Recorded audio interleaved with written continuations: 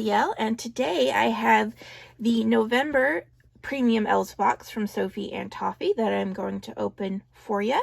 And first, let me just say that I love the color of this box. This is my favorite shade of blue, and I am totally in love with the holographic effect on the print.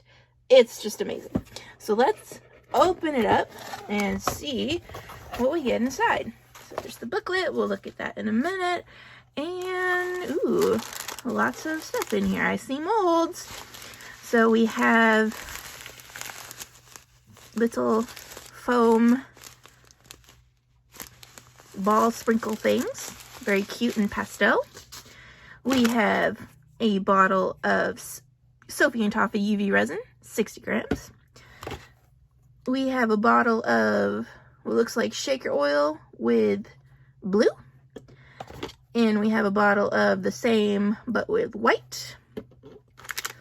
Ooh, some very pretty heart glitters, holographic heart glitters in various colors. This looks like sparkly orange glitter powder. Ooh, yeah, it's like, ooh, it's almost like a mica powder. That's really pretty. We have, oh, that looks nice. Little holographic hand straps. That's super cute. We have, I'll do all the molds last. Bottle of something. It's bubbly inside. Ooh, I've been needing one of these cute little applicator bottles for my shaker oil. I haven't had one. I've just been using pipettes and then cleaning up a lot of mess. And we have some Sophie and Toffee Crystal Art Gel White, which I think is just like what was in the July box with the succulents. I think we had a bottle of that, or a little tube of that, and there's 10 milliliters. So let's look at these molds. Ooh, cute little tiny goldfish mold. And a little tiny goldfish bowl to go with them. That's adorable. And then this looks like, I guess, a soda bottle, 2-part mold. And then like a little jar, 2-part mold. Wow. This could be exciting. I'm going to put everything back in here. Then we're going to look at the booklet and see what we're supposed to do with all of these.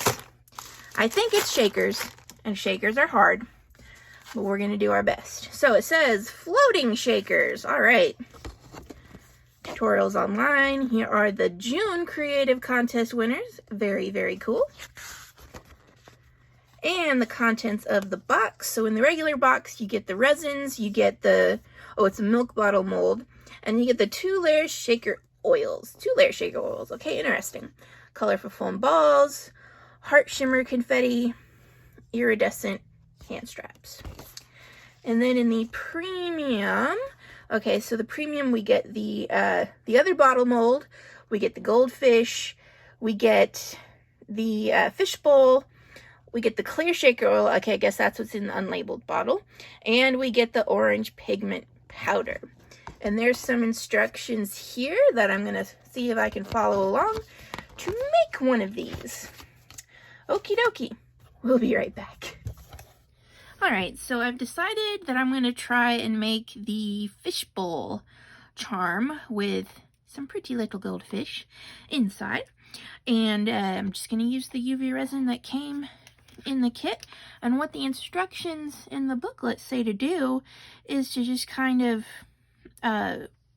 squeeze the resin in and, you know, rotate the mold around so that it coats all the surfaces, and then cure it that way. And I think I might do a couple of coats like that because I'm going to fill this with shaker oil and I don't want there to be any weak spots, because that would A, get rid of our hard work, and B, make quite the mess. Alright, so I'm just gonna be attaching the mold pieces together once I get a base of resin put in there. And that way, hopefully I won't have any resin leak out when I do that. So I'm just using some masking tape to keep the two halves of the mold together, and then continuing on with adding little bits of resin and sort of, rotating it around the inside of the mold. And as I let that cure, I've started working on the goldfish. So I'm taking the mica powder that came with the box and just spreading it all over both halves of the goldfish mold so that every little bit is shiny sparkly, because it's really beautiful powder, y'all. It's good stuff, and they gave us so much of it. It's crazy, but it's really lovely. I was really happy with how it turned out. So I'm almost ready to take the fishbowl out of the mold. So I'm getting ready to actually make the goldfish now, and I'm using an orange tinted resin that came in the July Sophie and Toffee box. That way, if I missed any spots with the mica powder, it won't look weird. And I'm just making sure I get it in all the little crevices. And then I'm trying this. It didn't actually work out, but I'm adding some of those foam balls to the fish to make them float, hopefully, because resin typically sinks in shaker oil. And I was like, well, maybe if I make them less dense, then they'll float in the shaker oil. And it didn't really work out, but I think it bears more experimentation. So here is me taking the fishbowl out of the mold. It wasn't quite right, so I had to add some more resin to it. And now I'm gluing the two halves of the fish together with some more resin. And they came out pretty good, as you will see. I have some resin I have to trim off, and I'll do that with my clippers that I have. So there's my fish and my bowl. And here's where I make my mistake, because I'm putting in like the gravel that you see at the bottom of a fish bowl, except I have the whole thing is visually upside down, because I'm putting all of the gravel in on what should be the top of the bowl, but I'm thinking here it's the bottom of the bowl. But I realize when I finish it that, hey, I've got it upside down. But it works. It's just upside down. So that's me trimming off the excess with my nippers.